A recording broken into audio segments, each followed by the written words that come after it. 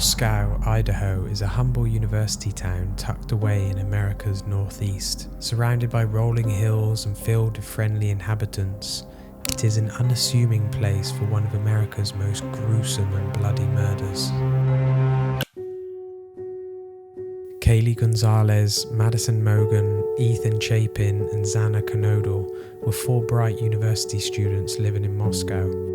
Enjoying their college years as any young person does, the four lived in a shared house alongside two other students. This photo shows the bright and happy four in the middle, with their housemates on either side. Kaylee Gonzalez would upload this photo to her social media, captioning that she is one lucky girl to be surrounded by these people every day. But this cheerfulness would come to a sudden and tragic end only hours later. At around 9 p.m, Xana Knodel and Ethan Chapin were seen at a party only a short walk away from where they lived. Meanwhile, Kaylee Gonzalez and Madison Mogen were at a sports bar and were seen ordering from a food truck at around 1:30 in the morning. It's now the 13th of November in the early hours of the morning. Everybody ends up in bed just before 3 a.m. Kaylee and Madison even fall asleep in the same bed, just as they'd done since they were little girls. Then, something unexpected happened. Between 4 and 4:25 a.m, a masked intruder enters into their Kings Road home. In an act of cold and premeditated brutality, the intruder then stabs the four college students to death, leaving pools of blood dripping throughout their wooden home. One of the surviving roommates said she heard crying from Xana's room, and upon entering, she saw a man dressed in all black with bushy eyebrows trying to exit the property. Whether he was too tired to continue killing or just simply transfixed on getting out is still a haunting question, but it was against all odds that this housemate survived. She then locked herself in her room, scared and frightened, and waited 8 hours to call 911.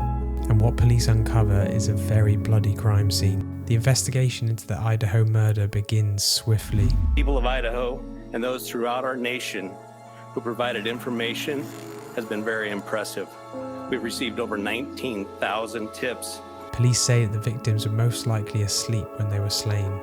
They also uncover a knife sheath at the crime scene containing small amounts of DNA, cluing them into the type of weapon used. This was no ordinary knife, it was a hunting weapon used to tear apart bones and organs. Whoever murdered these four innocent students must have taken some pleasure in his brutality, and an autopsy reveals that all four were stabbed excessively. This quadruple homicide was a targeted and premeditated attack. On November 30th, a vigil is held at the university in honour of the victims. Tears roll down fellow students' faces. The prevailing question remains: why? Soon after, police make an arrest.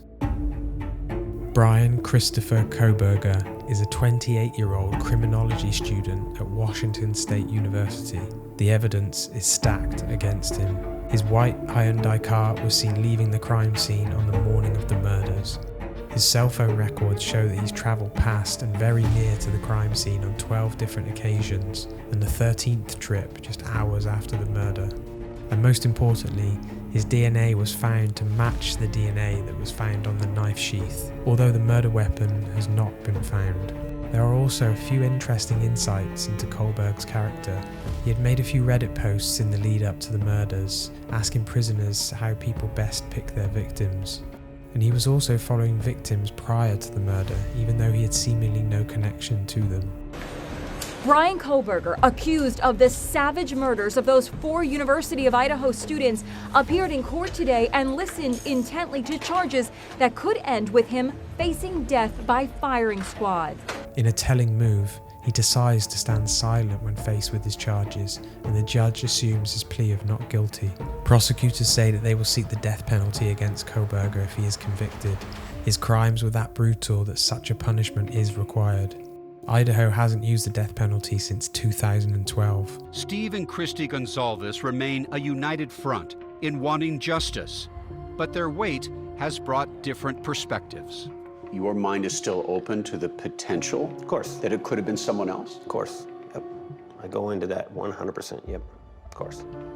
The defense say that there was no connection between Bryan and the victims, and if there is no connection, there is no motive, which remains one of the biggest mysteries of this case. Why were 4 innocent students brutally murdered on the early hours of November the 13th? If it wasn't Bryan, who prompted these killings? Kohberger is still awaiting trial for the quadruple homicide, with the rest of his trial to take place in the summer of 2024. For a small rural town of 26,000 people, these set of murders have left a dark mark on Moscow and continue to be one of the most tragic crimes in American history. We can only hope that justice is achieved for these 4 innocent souls.